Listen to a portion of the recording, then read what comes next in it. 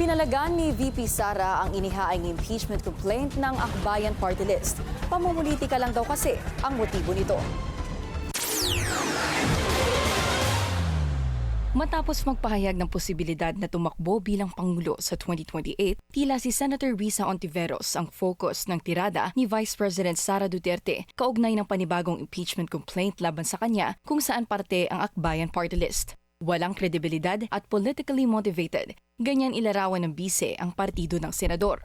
Huwag nating kalimutan ang makasaysayang talumpati noong Agosto 2024 ni Risa Hontiveros, kung saan malinaw niyang inilahad ang tunay na motibo ng akbayan bilang isang grupo.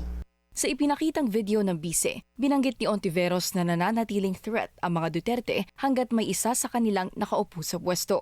Dagdag ni VP, ang impeachment ay hindi dapat ginagamit sa pamumulitika dahil ito ay isang banal na proseso para sa hustisya at pananagutan. Kaya malinaw na lahat ng ito ay isang uri ng harassment at pang-aabuso sa proseso ng impeachment ng grupong akbayan. Hindi malinaw kung ano ang ipinaglalaban nila para sa kaayusan ng bayan. Pero napakalinaw ng kanilang pamumulitika at pagpapahirap sa usaping diplomasya ng ating bansa.